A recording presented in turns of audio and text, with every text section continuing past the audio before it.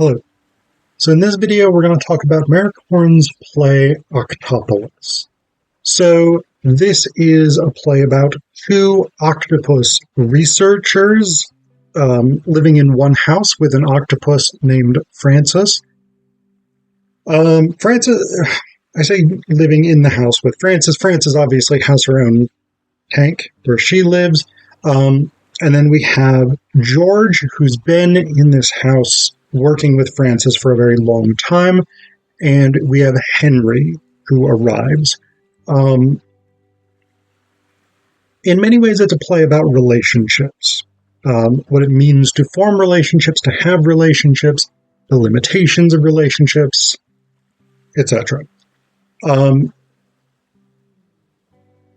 So George had a relationship with her husband, who died, and she has a relationship with Francis. And that's about it, right? So George, who's like this big deal oceanic researcher,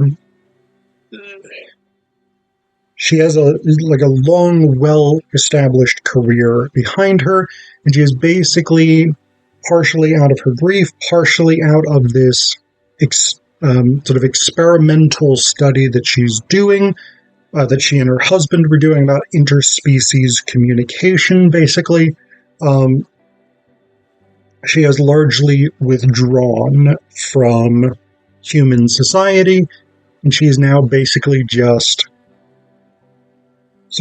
she's constructed an octopus den for herself in this living room near the tank where Francis has her den. Henry comes in, and he has a very different objective in studying Francis. He has read one of George's papers, and George wrote this bit where after her husband, so her husband had been training Francis to change colors, because one of the things, octopuses are really, really cool animals. They're super, super interesting. They're super, super impressive. They're very, very smart, and they have these physiological abilities that, so I'll sort of read you this bit here. George sort of gives this lecture about octopuses to Henry, and he sort of periodically interjects. So what she says here is, most mollusks have a shell to protect them from predation, but not Francis. By way of compensation, evolution has seen fit to make her a master of disguise. She can morph herself into any shape she chooses, and the pigment pouches in her skin mean that she can summon the deep speckled blue of that rock over there at will. There's a beat. Henry says, yes, there she is, extraordinary. There's a pause. And George says, there are certain people who are gifted with the power to make a silence feel comfortable. He was not one of them. This is a strikingly strange thing in Horn's dramaturgy in this play. This is the first play of his I've read. I'm going to come back to the point that I was making, but since this has come up in the excerpt that I'm reading, one thing that happens throughout this play is the characters will sort of step back from their role, and it's this very sort of Brechtian thing, where they will seemingly sort of step back from their role, from the dialogue with the other character, to do basically exposition, to narrate for us. And it's not clear to me whether this is sort of directly directed at the audience or whether this is their internal monologue or what this would be. And I think you could perform it either way. So that's dramaturgically interesting, right? Because it means that as an actor or a director or whoever is making this artistic choice, you have to sort of figure out, is this to the audience? Is this to the character themselves? Are we hearing their inner thoughts? And if so, how do we portray that? What's going on here? So the second bit. The first 3 lines of this portion, so this portion right here is what I'm looking at right now. The first 3 lines are that inner monologue or address to the audience, narratorial function, whatever it is, right? There are certain people who are gifted with the power to make a silence feel comfortable. He was not one of them. Shifts back to dialogue. Of course, it's not just camouflage. They communicate through color, too, in an elaborate and expressive form of semaphore. I'm hungry, I'm horny, I'm scared, I'm angry, lonely, sad. Henry says, right? George says, more remarkable still is that they do it in isolation, shifting from color to color when they don't even know they're being watched. Henry says, talking to themselves, you mean, thinking aloud. George says, yes, exactly that. So they were interested, George and her husband were interested in interspecies communication, and he was working on a project in which he was sort of training Francis to change colors on command. And basically what he did is he got the spinner from a game of Twister, and he would spin it, and it would land on a color, and Francis would have to turn that color in order to get food, right? She got food as a reward. Very common animal training technique, I believe. Not being someone who trains animals. And he would do this over and over and over again, right? So he would make her continually change colors more and more times in order to get food. And so when he died, George went into this depression, and she, for a few days, stopped feeding Francis. She just forgot about it because she was so distraught. And then she went to go, she remembered that she hadn't fed Francis. So she went and go and get this food, and Francis turns this bright orange color. Right, she sees that the food has returned, and what George says in her paper, in this sort of parenthetical opinion coda at the end of this article, is that she took this bright orange color, which Francis had never turned before, to be grieving, to be Francis grieving for John, the dead husband. And Henry comes in, having read this article, and he has a different theory. And his theory is essentially that Francis was praying. So his theory is that you follow the sort of basic, broad brushstrokes evolution of human society. He's an anthropologist, from proto-mysticism up through science. And he basically lays out this process where the earliest human beings had no mystical conceptions, no religious conceptions, no scientific conceptions whatsoever. Whether or not this is true, I'm not really sure that anthropologists generally think this. Maybe they do. I don't know. It seems to me like one of those things that was an idea anthropologists held, but has since been superseded by less patronizing conceptions of early human beings.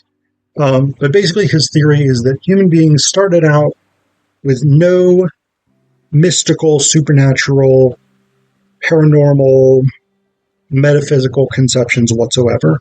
And then they developed a concept of magic, right? That, like, you could do something to make the rain come, right? Like, his theory is that someone got drunk, went and peed on the ground or something, and then the rain came, and people started to say, The rain must be connected to that guy peeing. You are the magic peeing shaman who can bring us rain, right? Then from there, it develops into religion. When there develops a concept that there must be a larger scale divine being with whom certain people can intercede, and that becomes the priestly class, etc., etc. And then that transitions eventually into science when people start saying, actually, this is how these things work. They're not caused by supernatural experiences, they're caused by physical phenomena. Good enough. So his theory is that Frances has sort of moved to a stage in which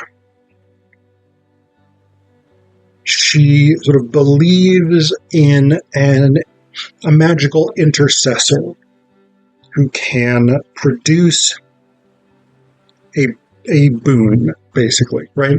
If she does a specific ritualized action, in this case changing color, then she can appeal to the deity who provides this good stuff, in this case food, right?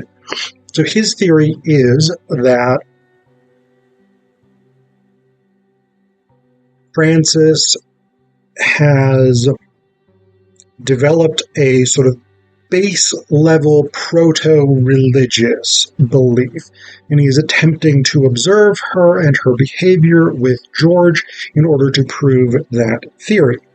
One problem that he runs into with this is that he attempts to approach this as an anthropologist. And one of the things that anthropologists do, and I do think this is still basically standard practice for anthropologists, is they attempt to observe without influencing the thing being observed. Now, anthropologists are very conscious, generally speaking, that the act of observing a particular social group or society or whatever it is does influence them, right? When we know that we are being watched, we behave in different ways for the watcher. And there's more sort of stuff to go with this, right? There's more psychoanalytic understanding of this, there's more sociological understandings of this, etc., etc. But it's a basic sort of accepted principle, right? That being observed shifts the behavior of the subject being observed, right? One thing that he runs into is that he attempts to observe dispassionately, and the problem becomes that this throws up a level of distrust, right? So the relationship between George and Frances is built on trust. There's deep interconnection between them. And Henry is there as a sort of outsider who has come in to observe and make judgments. And so what the problem becomes that Frances becomes a lot less engaged, a lot less active. She's just not doing stuff in the way that she had been. And so what George says here is, Henry says, I have to see what I came here to see with my own eyes, and I'm not leaving until I do. And then quietly, George says, well, that's a shame then, isn't it? Because you don't stand a fucking chance. Henry says, I'm sorry. There's a beat, and then George says, I said that you don't stand a fucking chance. There's another beat. Look at the way she looks at you. Even now, whilst you rant and rave and curse her name like she's not in the fucking room, look at the quality of that attention. You've barely met her gaze more than half a dozen times since you got here, and that's much less than she deserves, and she knows it. And so this becomes one of the things, right, is Henry needs to engage with Frances as a legitimate living being, worthy of respect, attention, concern, etc., etc. But he cannot do that while maintaining his objectivity as an anthropologist. And so this becomes the rub. But it also becomes the rub because he develops an emotional attachment to George. And George, and so this becomes the real sort of tricky thing, right? Is like, how do we navigate relationships? What does it mean to navigate relationships? And where do problems develop in the challenging intersections of interpersonal relationships, right? The issue becomes where and how and why should we maintain distance versus should we close that distance? And that's kind of what the play is interested in.